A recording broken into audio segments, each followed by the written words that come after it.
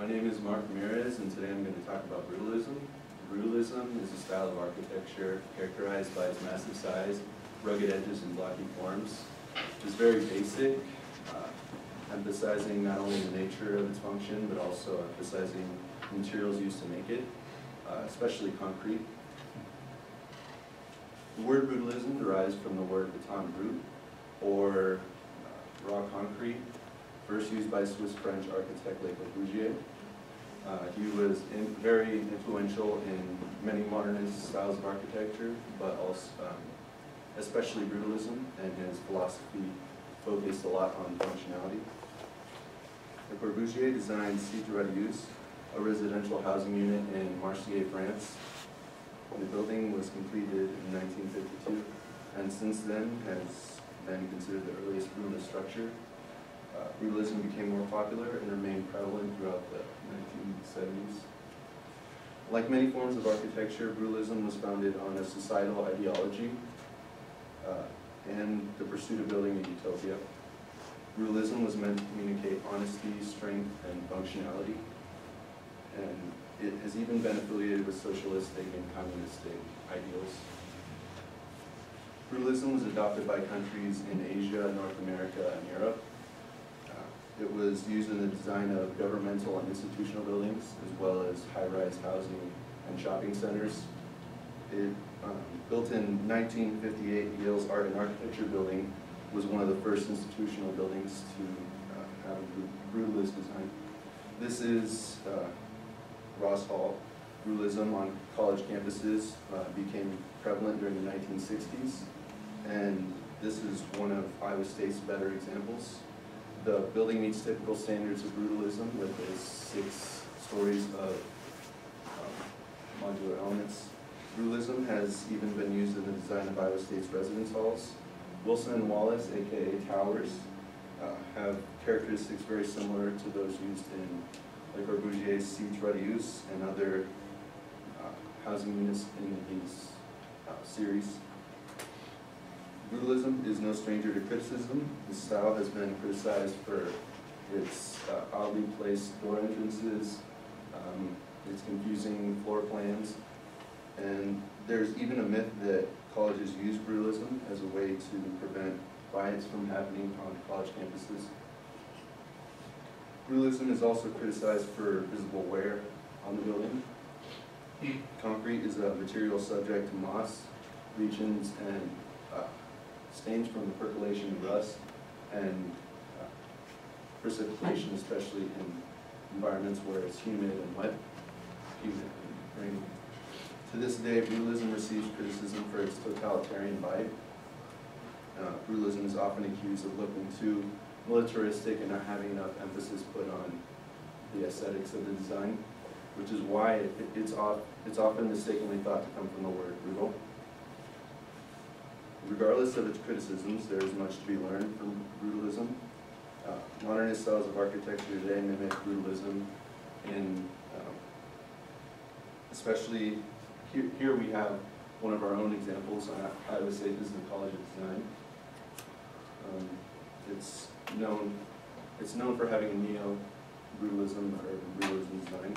The atrium reveals the building's 4 functional floors from an interior perspective. It's got the staircase and glass ceiling, which introduce some curved forms, so it's not purely brutalism. The ceiling allows sunlight for good photography. Stevens Auditorium shows the effectiveness of brutalism through integration. This has influence from both Frank Lloyd Wright and Le Corbusier. There's obviously the modular elements of the floors, as well as curved lines in the roof structure. This is in the interior of the building, Stevens Auditorium. It displays more modular elements and has been recognized for its excellent acoustics. In 2005, the building was awarded the Building of the Century award by the American Institute of Architects. Brutalism may not have survived as a practice philosophy in its purest form, but it thrives as a part of many hybrid styles today, and has had a huge influence on those styles. in its emphasis in functionality, strength, and honesty. Thank you.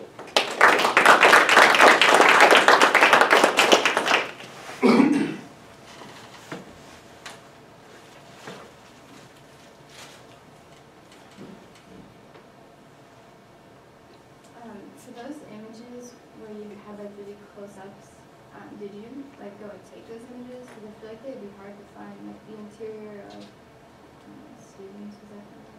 No, I actually found it. I found all of those. Cool. I didn't even know what the inside looked like, but I just.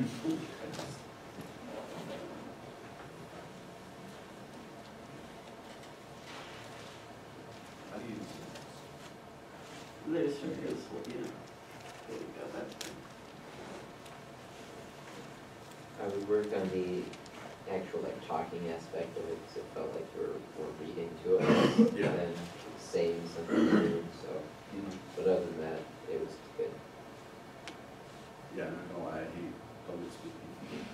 I mean, for the, you know, what you were saying, you included a lot of good effects in there, all the stuff that I guess I would thought to include. Like, I appreciate that you included the stuff about precipitation, and you know, that's why the design building looks like it's crying when it rains out, you know? Yeah. It is, literally. Not the souls of Constance. The first time I came to this campus, the State Center was still a relatively new thing, because I came here in 1977. And as the person who picked me up at the airport drove by it, you know, they were speaking with great pride about it, and I thought, my God, this is the ugliest spot on earth. I couldn't believe I hadn't seen 4 buildings chunked together in that horrible drab style before. I felt like I'd been moved to Moscow or something. I wanted to talk about like the State Center as a whole, but I guess I wanted to focus more on like, The concept, you know. yeah, the concept. I think even though, you know, though you didn't focus on it as a whole, it still got the point across, and including the examples like the, you know, Yale's architecture school and all, you know, Corbusier's different theories aided in that. Because we can, you know, I think know what the State Center looks like, so we can kind of picture those ideas still onto that, but including, you know, Stevens and stuff, that definitely helped. So. I thought your presentation was very informative. You've obviously done your research on it, and I'm glad you kind of looked at this aspect. I've never liked brutalism, and so I've kind of avoided learning anything about it. So thanks. Now I know a little bit about what I hate. I really liked the flow of your presentation, in that you started out by giving sort of an overview and then an application of, you know, just with history, and then a bit of how it was at ISU, but then you addressed the qualities that people have with it. Right. And then moved on to, here's it moving on and evolving and being used in other places. I thought that was really cool. Thank you.